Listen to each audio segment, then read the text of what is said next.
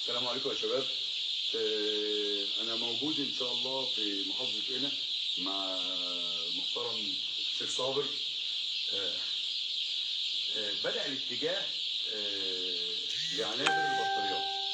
عنابر البطاريات بتختلف في تهويتها عن العنابر الارضي. كان اسماعيل كان الاستاذ احمد بيقول انا عنبري مساحته كذا، قلت له لا ماليش دعوه بالمساحه، انت ليك دعوه عندك كام كيلو لحم، صح؟ تمام؟ المنطق بيقول ايه؟ ان انا 115 كيلو، حضرتك مثلا 65 70 كيلو. هل كميه الهواء اللي حضرتك تحتاجها زي اللي انا احتاجها؟ لا طبعا. مظبوط؟ يبقى احنا نيجي نحسب كميه الهواء، نحسبها ازاي؟ نحسبها بكيلو جرام اللحم او بكذا طن عندي في العنبر. جميل؟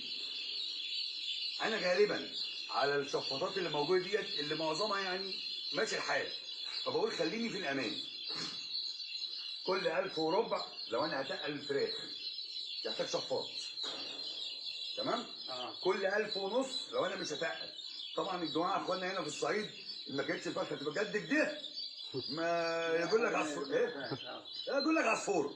فبسم الله ما شاء الله ربنا يبارك لاصحابه بيتقل. تمام؟ فيبقى احضرنا يا احمد في الكلمتين دول عشان ما اجيش في العمر الكبير والاقي نفسي مزنوق. طيب هل في فرق ما بين العنابر اللي فيها الجو حر بس الرطوبه واطيه زي اسوان وانت نازل، ولا الكلام ده بيفرق ما بين اللي موجود في اسوان والجماعه دولت اللي هم عندهم الجو حر بس الرطوبه ايه؟ واطيه. طيب الجماعه مثلا اللي في الغردقه في الساحل في برضك الجماعه بتوع الغردقه لانهم قصادنا هنا برضك عندهم الجو حر بس هناك الرطوبه ايه؟ عاليه. حلو؟ طيب انا محتاج في العمر الكبير رطوبه من 45 ل 50 60 شغال. اكتر من كده يبدا كميه الميه اللي موجوده في الجو، ما هي الرطوبه هي كميه الميه اللي موجوده في الجو، بتخلي كميه الاكسجين كانها قلت. تمام؟ عشان كده معظمنا يسمع بحاجه اسمها التسمم البخاري، اللي هو لما اوصف الكلمه لو حضرتك دخلت الحمام ومع الميه السخنه مع البخار ممكن يحصل لك تسمم لان ما عادش فيه اكسجين، بقى كله ايه؟ بخار. مش كده؟ اذا انا عايز الرطوبه ما تزيدش عن كده في العمر الكبير، لكن تبقى لحد 70 75 كمان في العمر الصغير مفيش مشكله. تمام؟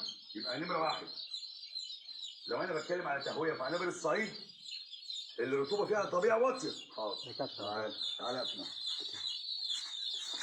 لو انا بتكلم على التهويه في عنابر الصعيد غير لما اكون بتكلم على التهويه في الغردقه وسفاجه والجماعه دول، على الرغم من ان الاثنين الحراره عاليه. صح؟ مش الحراره في هنا شبه الحراره في الغردقه، هم قصاد بعض. ايوه فرق درجه واحده في الحراره. صح؟ فرق درجه واحده. بس هم هناك على ساحل البحر الاحمر يعني الرطوبه عاليه. انا هنا وخاصه العنابر ده انتوا عندكم هنا العنابر اللي في الزراعي شيء واللي في الجبل شيء. عندنا هنا صح؟ يعني انا نزلت عندكم عنابر هنا بقيت في الزراعي ما اصل حواليها زراعات من كل ناحيه والعنبر ده النيل اهو. النيل اهو. صح؟ وفي ترعه هنا جميله، ترعه كبيره كده بسم الله ما شاء الله، والنيل من يمادي، فدي ارض زراعيه عشان كده في ايه؟ بص كده يا احمد، عشان كده في ايه؟ اللي على وش ده ايه؟ رطوبه. صح؟ مش اللي على وش ده رطوبه؟ لان انا في وسط اراضي زراعيه وجنبه ميه من هنا وميه من هنا وميه من هنا. تمام؟ لو نفس العنبر هو بس طلعت بيه الصحراوي الشرقي او الصحراوي الغربي مفيش رطوبه، هيجيب رطوبه منين؟ ما هي الرطوبه عباره عن ميه متبخره. مش كده؟ الصحراوي هيجيب الميه المتبخره منين؟ ده هم حتى هناك بيزرعوا بالتضليل، يعني مفيش ميه اصلا. كده مظبوط؟ كده مفيش رطوبه هناك. كده مفيش ايه؟ رطوبه. اسال الناس بس عندك لو الصوت طالع، لان ممكن مع صوت الفراخ ما يبقاش صوت طالع. طب استنى اشوف لو الصوت من عندي. لسه زي ما انت واحنا عاملين من على هنا بس لحظه.